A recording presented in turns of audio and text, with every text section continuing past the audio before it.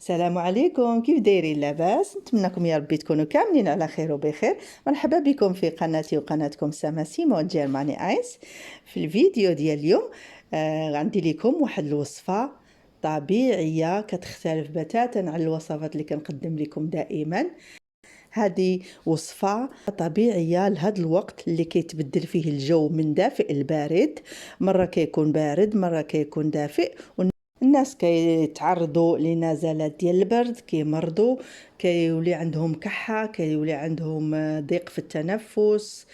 ولهذا الغرض غنوجد معكم هذه الوصفة فعالة وناجحة ومضمونة ومجربة كذلك، اللي كتكون من مكونين بسيطين وصحيين في نفس الوقت، اللي هو العسل الطبيعي وكذلك البصل الأحمر، اللي كتعرفوا كل شيء المنافع ديال البصل.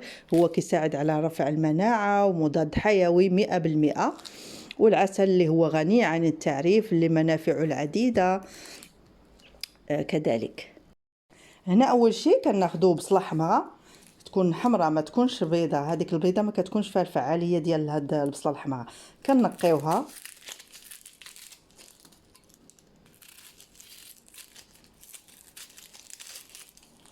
حيدوا لها هاد القشرة ديالها.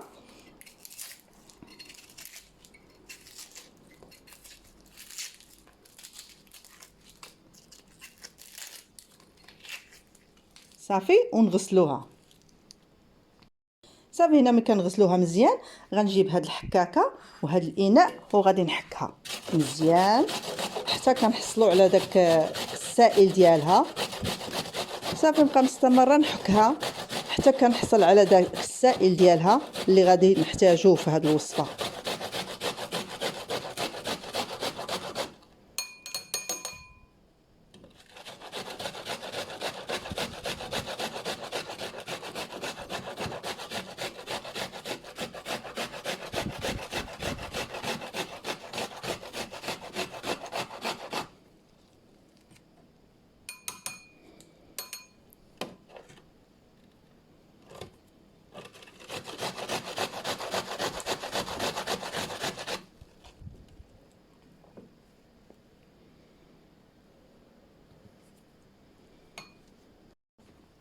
صافي ملي كنحكوها كنحصلوا على هذا السائل هذا. غادي تحكوا القياس اللي غادي تستعملوه في اليوم، لانها كتاكسد. ما تبغيش ديري منها بزاف وديريها في الثلاجه، ما كتبقاش مزيانه. هي من الاحسن ديري المقياس اللي غادي تستعمليه في اليوم الواحد، وكل يوم تحكيها ماشي مشكل.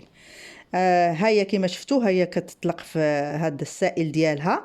هنا غادي نضيف عليها العسل. هي ضروري يكون العسل طبيعي، الا ما كانش العسل الطبيعي ما كتعطيش الفعاليه ديالها بسرعه بحال اللي درتي لها العسل الطبيعي. في بعض الناس كيستعملوا هذه السنيده، اللي ما عندهمش كذلك يستعملوا السنيده، ولكن انا كنصحكم اذا درتوا هذا العسل الطبيعي هي اللي كتنجح فيه هذه العمليه هذه وهذه الوصفه هذه. هنا غادي نضيف، هنا عندي عسل طبيعي، غنضيف هنا معلقه ديال العسل الطبيعي عليها كافيه باش هذا العسل كيساعدها باش تطلق داك الماء ديالها وكتعطينا بحال هذاك السيرو. نخلطها. وهاد الوصفه كما قلت لكم راها مجربه ومضمونه، انا كنستعملها والعائله ديالي والناس كلشي اللي كنعرف كنقول لهم كيستعملوها، ولا القسم لا كيشكروني عليها لانها فعاله وما تخافيش منها. الاولاد كذلك الصغار فيهم ياكلوا ياخذوها. الا بغيتي في ناس كذلك ياخذوا هاد البصل لما تحكيه كتصفيه، كديري في الصفايه وكتحيدي لي هذاك الفوقان، هذيك البصله داك اللي كيبقى الفوق كتحيدي وكتاخدي على الماء ديالو كسيرو. بالنسبه للوليدات اللي ما كيبغيوش ياكلوا البصله بحال هكا غادي تصفيه لهم بالمصفات، تخلي لهم عاد داك الماء ديال البصله. والناس الكبار من الاحسن ياكلوا هاد البصله. هاد البصله هي اللي فيها الفعاليه اكثر من هذاك الماء اللي كيخرج منها.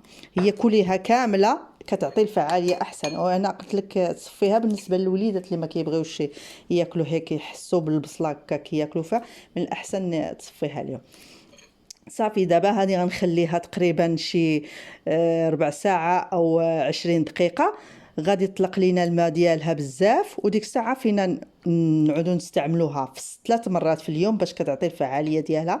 كتستعمليها في الصباح من كتفطري، كتاخدي الفطور ديالك وكتاخديها، كتاخدي معلقه منها، لانك وصافي ما كتبقيش تشربي الماء، لانك ما خصكش تشربي من وراها شي حاجه، كتخليها هي تخدم وكتخليها في الحلق ديالك وفي الصدر ديالك. وكذلك من بعد الغداء كذلك نفس الشيء. ومي كتبغي تنعسي كذلك كتاخدها. وفي الليل كما كتعرفوا مي كتزاد هاد الكحه، بخصوصا الواحد كيبغي ينعس وكيبغي هذا الصدر ديالو كيتزير عليه وكيحس بضيق في التنفس، وكتبدا هذيك الكحه ديك السعال كيكون قوي. هذه ملي كتاخديها سبحان الله صافي كترتاحي، ما كتبقايش تكحبي بزاف، ما كتحسيش بالاختناق، كترتاحي. انا جربتها من اول استعمال كتبداي في التحسن. هي مضاد حيوي بمعنى الكلمه 100%. وما تخافيش منها لانها طبيعيه ومزيانه، والبصله كلشي كيعرف المنافع ديالها، خصوصا هاد البصله الحمراء. والعسل كذلك، العسل كذلك اللي غني عن التعريف بالفوائد ديالو وبالمنافع ديالو الصحيه والقويه. صافي هنايا غنخليها كما قلت لكم، غادي نغطيو عليها وغادي نخليها تقريبا 4 ساعات حتى ل3 ساعة بما تلقات شويه ديك الماء ديالها صافي. وكتبداي في الاستعمال ديالها. ومن الاحسن ما ديروهاش في الثلاجه، لان الانسان كيكون مريض ما خصوش ياخذ الحاجات اللي كتكون بارده. هي الا درنا في الثلاجه غتولي بارده وما غادي تعطي الفعاليه ديالها.